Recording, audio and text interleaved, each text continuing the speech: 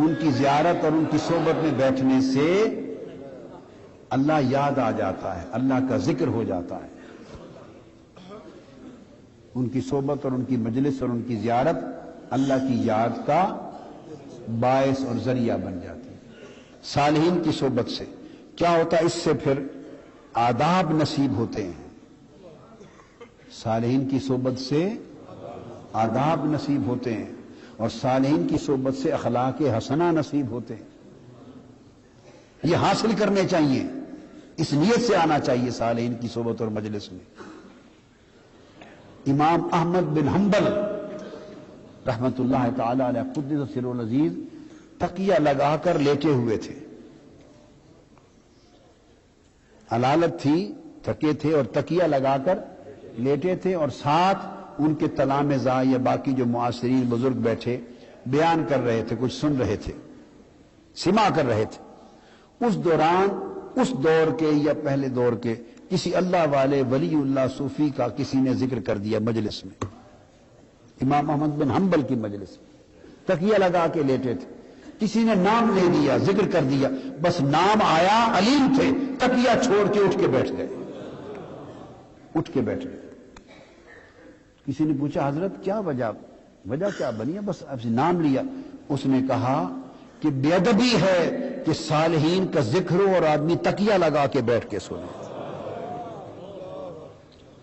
اللہ والوں کا ذکر تکیہ لگا کے، ٹیک لگا کے سنے، یہ بے ادبی ہے۔ فرمایا کیا مجال کہ یہ اہل اللہ ہے جس کا آپ نے نام لیا، ولی اللہ، اس کا ذکر جب آیا تو ادب کا تقاضا کہ اٹھ کے بیٹھ کے اس کا ذکر سنو، یعنی ذکر کا ادب کرتے تھے۔ اہل اللہ اور صالحین کے ذکر کا ادب کرتے تھے، پھر ان کی مجلس اور ان کی صحبت جو صحبت الصالحین، پھر ان کی صحبت جب صالحین کی صحبت میں بیٹھتے ہیں تو اس سے اللہ کا ذکر ہوتا ہے۔ حدیث قدسی ہے، الکنز الثمین میں پڑھیں گے، ذکرت بذکرہم وذکروا بذکری، دوسری روایت میں اذکر بذکرہم ویذکرون بذکری۔ فرمایا کہ جو صالحین لوگ ہیں اللہ والے، ان کی خوبی یہ ہے کہ اگر ان کا ذکر ہو تو اس سے میرا ذکر ہو جاتا ہے، ان کا ذکر ہو تو میری یاد آ جاتی ہے، اور میرا ذکر ہو تو ان کی یاد آ جاتی ہے۔ اگر ان کا ذکر ہو تو اللہ تو یاد آ جاتا ہے، ان کا ذکر ہو تو اذکروا بذکرہم، ان کا ذکر ہو تو میں یاد آ جاتا ہوں۔ اس لیے کہ جب کوئی ان کا ذکر کرتا ہے تو ان کا ذکر کس لیے؟ اس لیے کہ یہ اللہ والے ہیں۔ جب کوئی ان کا ذکر کرتا ہے تو لا محالہ ان کے ذکر میں اللہ یاد آ جاتا ہے کہ ان کا اللہ کے ساتھ تعلق کیسا تھا۔ اور یہ کیسے ہوتا ہے کہ فرمایا یہ کیسے ممکن ہے کہ اذکروا اذا یذکرون اذکر، کہ اگر ان کا ذکر کیا جائے تو میں یاد آ جاتا ہوں، یہ کیسے ہوتا ہے؟ ان کا ذکر کیا جائے تو میں یاد آ جاتا ہوں۔ یہ اس طرح ہوتا ہے کہ جب اللہ والوں کا ذکر ہوتا ہے، اللہ والوں کا ذکر ہوتا ہے تو ان کا تذکرہ سن کر تو دھیان چلا جاتا ہے کہ یہ ان کے جو یہ حال تھے تو جس کے عشق میں یہ مست تھے اس کا حال کیا ہوگا۔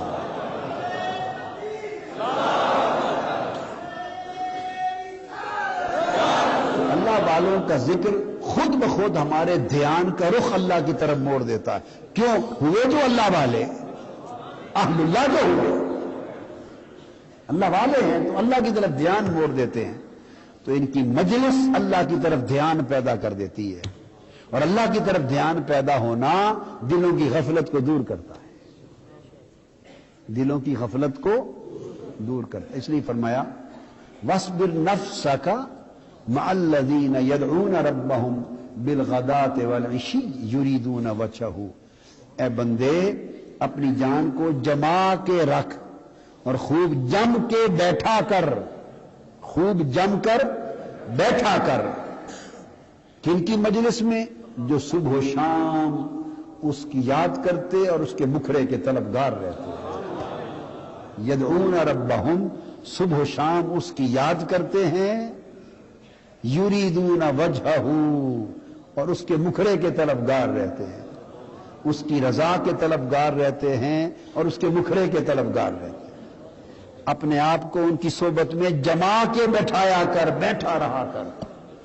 ولا تعد عیناک عنہم، اور اس طرح نہ صرف یہ کہ تیرا جسم جم کے بیٹھا رہے ان کی مجلس میں، صرف جسم کو نہ جما بلکہ جسم ان کی مجلس میں جمع رہے اور تمہاری نگاہیں ان کے چہروں پر جمی رہیں.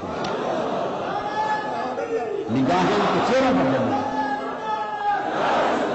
وَاصْبِرْ نَفْسَكَ مَعَ الَّذِينَ، تمہاری جان اور جسم ان کی معیت میں، ان کی صحبت میں جمی رہے، ان کی صحبت و مجلس میں جمی رہے.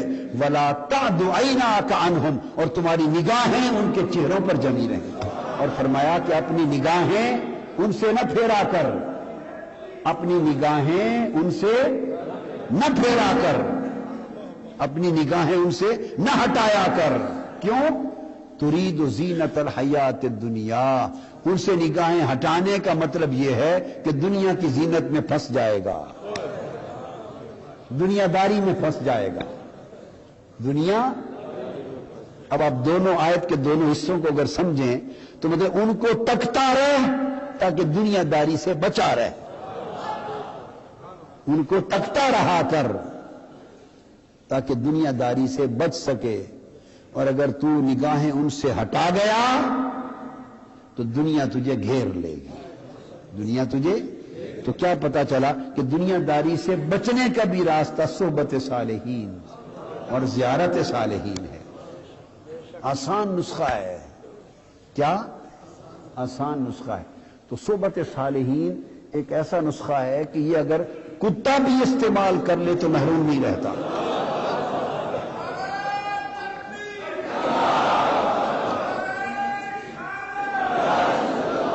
یہ دوائی صحبت صالحین تو ایسا نسخہ ہے، ایسی دوائی ہے کہ تو اصحاب کہف کے کتے نے یہ دوائی پی لی تھی، وہ بھی صحت یاب ہو گیا تھا، وہ بھی فیض پا گیا تھا. انسان تو پھر انسان ہے، انسان تو پھر انسان ہے. اس کتے نے صحبت صالحین کا گر سیکھ لیا تھا. وہ صالحین اس کو بھگاتے رہے، اصحاب کہف دوڑاتے رہے. تو حکایت میں آتا ہے کہ زبان حال سے اللہ سے اس نے زبان مانگی، مولا زبان عطا کر میں ان سے دو باتیں کر لوں. تو اللہ نے زبان دی. تو انہوں نے پوچھا تم مجھے کیوں بھگاتے ہو؟